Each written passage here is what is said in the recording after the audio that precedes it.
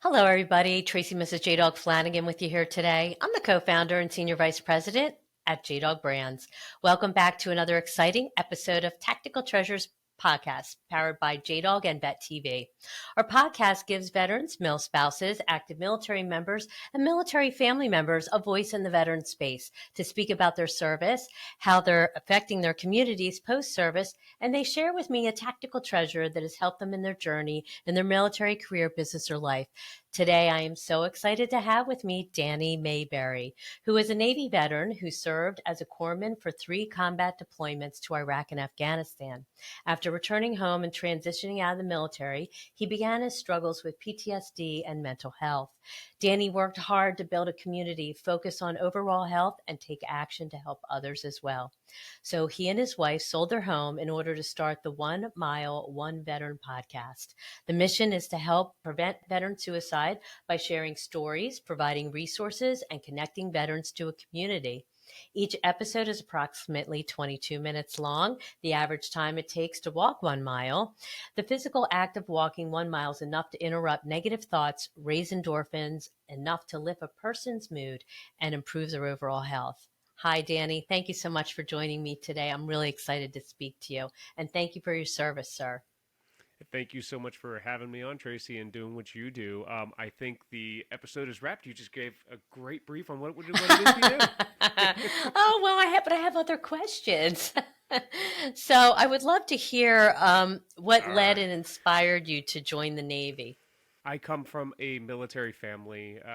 My father was in the Navy, his father before him, his father before him. Wow. And it kind of became a legacy thing in our family. And when my older brother had joined, I was in the 8th grade, and he got stationed on his first ship, an aircraft carrier out of Norfolk, the USS Truman.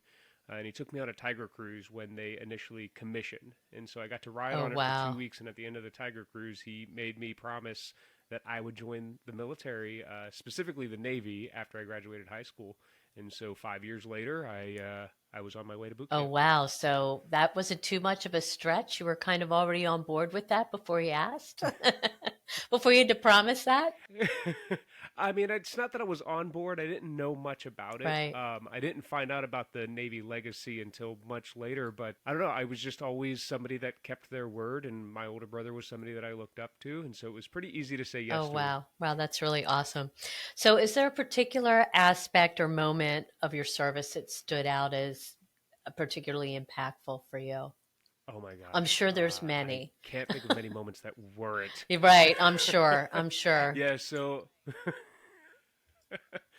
I think, one of the first things that stood out was early in my career, I was not a stellar sailor by any means. I dropped out of my first school, Aircrew Rescue Swimmer School, to return home. There were some family difficulties going on, and I decided I was going to go home and see what help I could be. So I chose a ship out of Norfolk, which was really, really easy to do, and I was undesignated, stationed back home. And the ship that I was on did not have a lot of work. They had come back from their final deployment, and we went into the shipyards to decommission, which meant that I even had less work to do as an airman on board a decommissioning ship sitting in the naval shipyards in Portsmouth, Right. Virginia, around family that I partied with and friends that I partied with. And so I got into a lot of Oh, trouble and just really started to have a hard time within my career. And there was one particular day that I had kind of I went on a bender when I was 19 years old, and it led me to my first suicidal attempt. oh, wow. Uh, I don't know what stopped me. There was a moment when I was on watch with an M14, and as I was about to die, my finger came off the trigger, and I secured the weapon and asked for help. And from that moment, my career and my life began to change. The Navy really took care of me. Wow. They asked me what it is that I wanted out of service. They asked me if I wanted to separate because I was displaying all sorts of problems, and I told them no, I want to get well. That was my goal, was to be a stellar sailor, and they gave me the resources that I needed to do the job. They helped me get connected with mental health professionals. They gave me an actual job to do that wasn't just chipping paint and sweeping decks. They gave me something that I could do on a regular basis that gave me more of a purpose on board the ship. And eventually that led to me becoming a hospital corpsman, striking and taking my first, what I would consider my real duty station, out with 3rd Marines in Hawaii 2 years later. Wow. Wow. That's impactful, of course. Wow. Um, thank goodness you stopped and you asked for help, because I know that veterans and even active duty, it's so hard to ask for help and say that you're not okay. Good for you for doing that. And I'm glad that they were there for you and that they helped you. I'm sure that probably made you part of who you are today. Oh, absolutely. It led me on a road that not just saved my life, but helped me contribute to the lives of Sure. others. Because having survived that experience, I got to experience a great side of the Navy, a side that a lot of people are afraid of, a side that a lot of people kind of talk bad against, that helped create that stigma. Because this was the early 2000s, and like we talk about the stigma in existence today, it was definitely alive then. When I had come in, they had just written in policy that stopped hazing. And it's not that the hazing had stopped, but the policies were just then being written Right. that you couldn't haze newcomers, or shipmates, or Marines. And so, to say, hey, I am struggling with something, was definitely, it wasn't hard for me, but other people thought that the Navy wouldn't really do Right. anything. Right. But they did. Yeah. That's, Yeah, they really saved my life and gave me a lot of yeah, great sure. direction. I went from our eval system. I went from a 2-0 sailor, significant problems, to getting early promotes and picking up E6 within five Wow. years. Good for you. That's really quite an accomplishment. So, what was your transition like getting out? How was that for you? So my transition came in 2013, and it didn't necessarily come the way that I was hoping it would, because I was really loving being a corpsman. I was loving taking care of my Marines and training sailors. I had become an independent duty corpsman with a small team of doctors to help treat patients, and it was extremely rewarding, and I was hoping for a 30-year career. Wow. And when I came back from my 3rd combat tour to Afghanistan, I noticed that I was drinking heavily, and I started having flashbacks for the first time in my life, as it was related to Wow. war. And so I did what I knew to do, which was Ask ask for for help. help. Right. And I did, and the help that came wasn't the help that I expected, but it was definitely the help that I needed. So Sure. it eventually led to me having to get out. The first thing that they told me was I need to make preparations for a civilian career, because with the PTSD and the alcohol dependence that I was exhibiting at that time, I probably wasn't going to be able to stay in beyond this enlistment. And so I called up my dad. I was like, "What do I do? What do I do, Dad?" He became somebody that I trusted. We had very similar careers. We have very similar value systems, and he has a life beyond service that I wish that I could have developed, or that I am still in the process of developing. But he was like, let me get back to you on that. And so I said, okay. The next day we talked, and I was like, what do you got for me, Dad? He said, I think you should go be an actor. And Okay. that was the look that I gave him over the phone. What are you talking about, Dad? Oh, wow.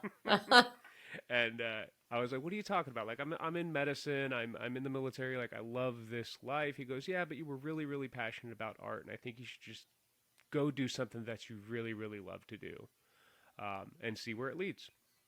And so I started doing that. I had about a year and a half to transition, because I was on limited duty and I was TAD to a command that I was an extra body, and they gave me a lot of time to work on my transition, explore schools. I began acting before getting out, picking up extra work on TV, doing plays in the local community. I selected my school in New York that I was going to go to, and I just started doing the things that I Wow. knew to do, right? Like, you start taking that next Sure. right step in the right direction. I think the hardest part was that I never knew what the next step was going to be, because there wasn't a path for this. Sure. This wasn't something that I was planning on doing just yet, and so I hadn't done a ton of research like I had for a 30-year military career. Yeah. So I was kind of finding my footing every step of the way and fighting against the diagnosis of PTSD because I thought it was kind of a load of crock, to be honest Right. with you. Like, I was like, no, it's just I'm drinking too much. And so, like, let's take out the drinking. That shouldn't be a problem, and deal with different things. But, it took a while to come to terms with the fact that I did have PTSD and be okay Right. with that. Right. Sure. So that created a lot of its own Yeah. problems. So you're a podcast host of 1 Mile, One Veteran, which airs on Reese Across America Radio, just like this podcast does. So we're family members. Awesome. Um, I love it. so how did your podcast get started? Yeah, so it definitely wasn't something that we entered into lightly. When I met my wife, she was already doing video for our church, and I bought a camera and asked her to teach me how to use it. And that kind of started me down this path of taking pictures and making videos. And so all throughout my 4-year undergrad degree, we started a business called Mayberry Multimedia, my last name Right. being Mayberry, and we started working weddings and different commercial projects out in Hawaii, developing these skills even further. We took a few different jobs. She worked for a television station producing TV before moving on to a nonprofit and making yet another television program. And I worked public affairs and communication for the VA as well as for a naval command out in Hawaii. And during the pandemic, I was working on my master's degree, and they said they encouraged us to come up with a community project, something that would do well for the community that we would serve. And so around the same time, I had my third near suicidal attempt. Oh dear. And it came out of nowhere. Sober for 10 years, active in my church, active in recovery, good jobs, good business, great marriage, close connection to God, my higher power, and just it didn't really make a lot of sense that this was happening. But one night I was home just resting, watching some TV, and these obsessive thoughts started coming again for the first time in like 8 years, Wow. and I did the things that I had learned to do. So I ate some food. I got in a light workout. I watched, some comedy TV and tried not to obsess, but the obsession turned into planning. The planning turned into practice, and I just made sure that I got to bed that night. And I was like, okay, when I wake up in the morning, we're gonna go to church. I'm gonna serve. The thoughts will pass. It'll be fine. But they persisted, and so since they had persisted, I started feeling shame. I started feeling like I was losing this battle. And the next thing that I knew that I had to do is I actually had to tell Right. somebody. And so we were walking home from church, and I told my wife that I would have to talk to her. We went up to the apartment, and I let her know everything that was going on over the weekend, everything that had transpired, everything that was going on in my head, and immediately the thoughts were lifted. Oh And wow. that epiphany, that realization of we can be doing everything right and still have these obsessive Right. thoughts and these impulsive Yeah. behaviors and this pain, the pain that still exists in some part of us. I wanted to make sure people knew how to deal with those things in a healthy and constructive manner. Because I had learned how to deal with those things in a healthy and constructive Right. manner. And for the third time in my life, this had saved me. Yeah. Yeah. Viewers and listeners, I would like to introduce you to the JDog Foundation, which is a 501c3 nonprofit dedicated to the prevention of veteran suicide and the healing of veterans' mental health. 100% of all proceeds received by the JDog Foundation goes directly to several foundations focused on the mission of saving veterans' lives. Each partner is hand-selected by our executive director, Jerry Flanagan, with input from the assistant director, Tracy Flanagan, and the JDog Foundation board members. Our foundation's motto: saving lives, one veteran at a time. Go to jdogfoundation.org to take a look at everything that we're doing there and the organizations that we're partnered with. You can also donate, and there's also a support line if you're in need of help. Thanks. Check us out. jdogfoundation.org. Oh, amazing story that just in talking about it, you were able to have it lift. Amazing. Yeah. So the podcast was born out of that, in that. Yeah. Yes. So tell me about the podcast. Yeah, absolutely. The podcast was born out of this moment and this project, motivated by the project. And the whole idea is one to get people doing something healthy on a regular basis, develop habits. The habit of walking is one of the simplest and True. healthiest things that we can do. And if you're unable to walk, you can just get your body moving for 20 minutes a day. That is a very simple way to just start your day and kickstart your brain, raise your endorphins.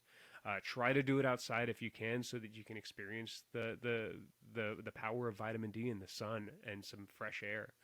Because too often we get trapped in our silos. We think that we have too much to do, but if you can't take 20 minutes for yourself, that's probably when you need Yeah, 20 minutes the true. most.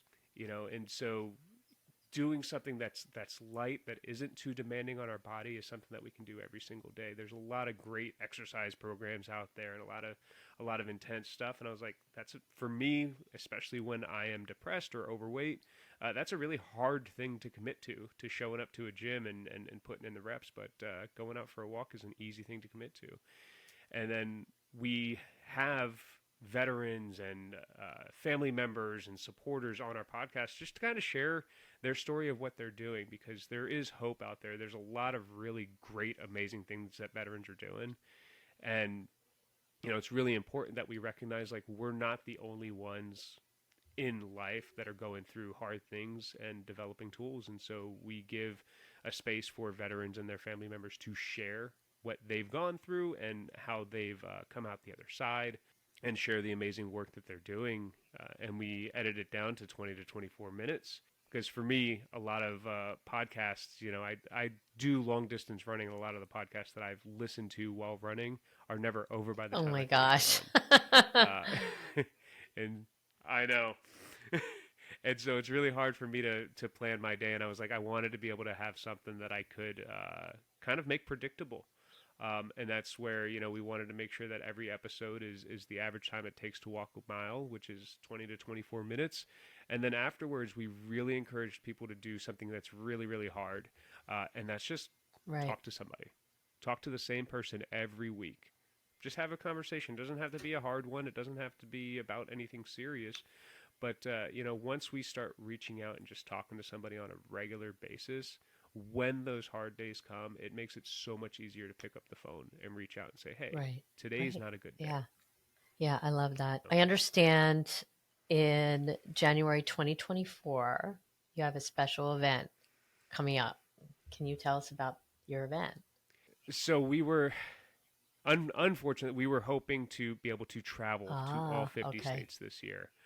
So we did a mock run this fall, because when we're trying anything new, we always have to test the waters. We always have to kind of put Sure. our toe in. And so we decided to not go on the 50 state tour to the capacity that we were going to do it. It was going to have us in a different state every couple of days. And when we tried it this fall, we did about 9 Oh, states wow. in 3 weeks.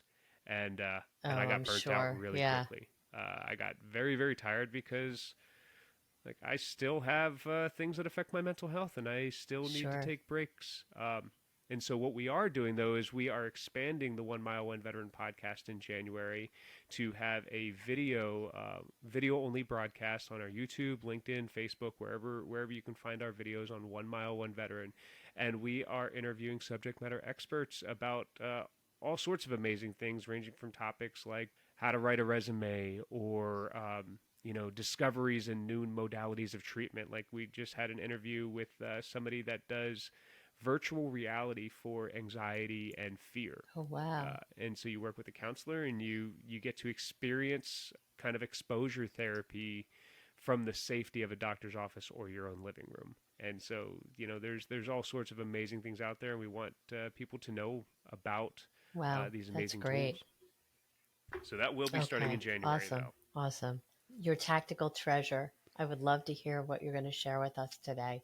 So my tactical treasure, it is really important for people to understand that you are not alone. And by that, I mean you are not the only Right. one.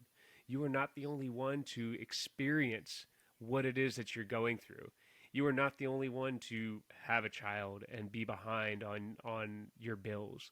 You are not the only one to have an addiction and need the resources to overcome it. You are not the only one to transition out of the military and not know what's going on. Um, you're not the only one to be making $14,000 a year and still trying to figure a way to keep a roof over your head.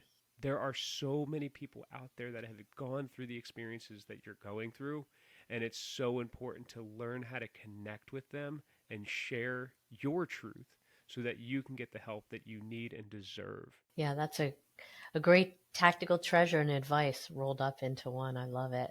I think it's awesome that you are came on today and were so vulnerable and sharing your story, because I think, again, I think the community needs to hear that they're not alone, and that there's other people experiencing, and struggles, but overcoming them. So I think you're championing the way to overcome, your struggles. And I think that's great advice. Would you have any other little nuggets for veterans who are just struggling with mental health and or just transitioning too, and trying to figure out their next step after service in the military?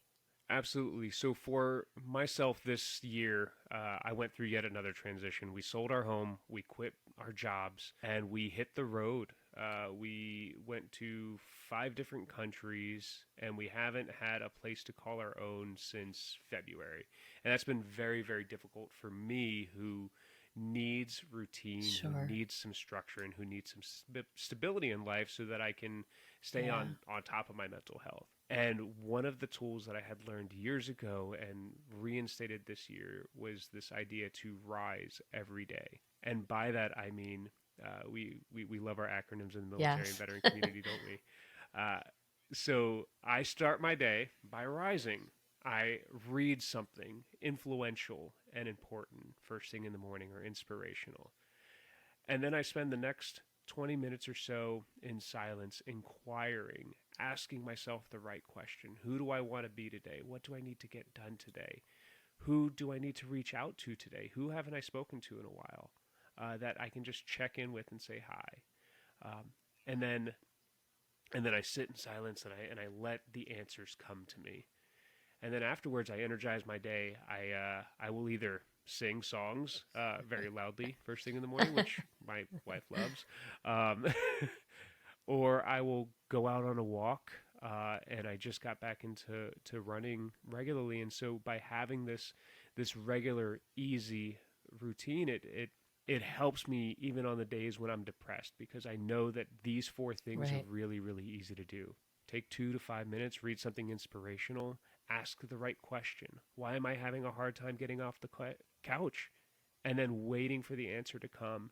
And then right after that, go do something that's going to energize your mind, energize your body, get moving just a little bit. Go out on that walk. And I'll tell you, it broke me out of the depression. I'm currently on, I think, like 120 days routine of it. I have gone through some of my toughest PTSD seasons during this, and Wow. have come out on top. And I think if everybody found those things to do when their head gets stuck in that cycle or they can't break through an idea, if they just took that moment and they rose to the occasion, they find that they can break through any wall, any barrier that they're Wow, encountering. that's great. I love that rise. That's really great, because I myself have a routine that I do every morning, and I stick to it, and I'm so regimented in that if my routine gets messed up and I skip part of it or I don't get part of it in, man, I'm just not right the rest of the day. It just really throws me off kilter. So I love that. And your use of an acronym is great. That's really awesome.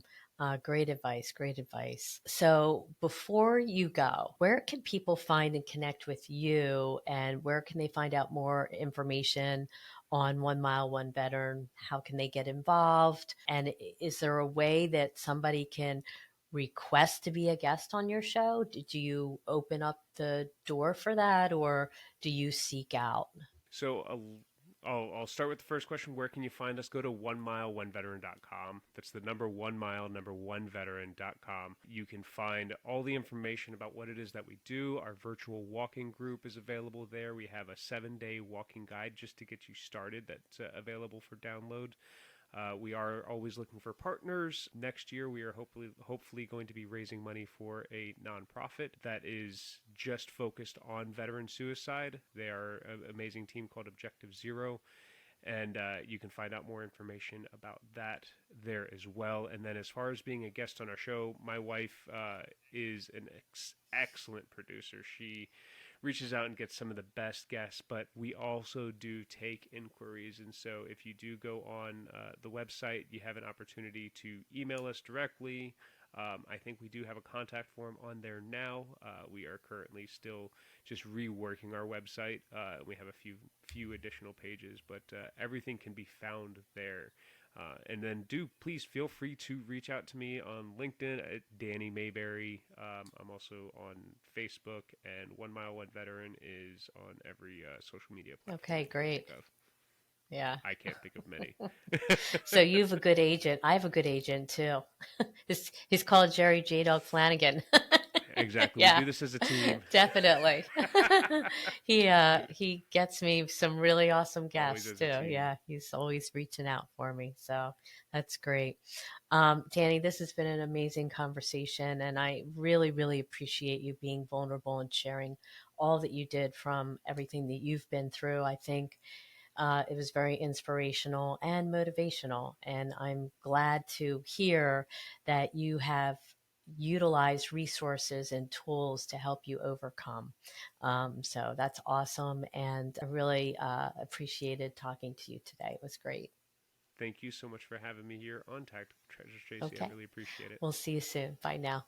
Hello, viewers and listeners. We have just finished up an amazing conversation with Danny Mayberry, who is a Navy veteran who served as a corpsman for 3 combat deployments to Iraq and Afghanistan. He is also the podcast host of 1 Mile, 1 Veteran.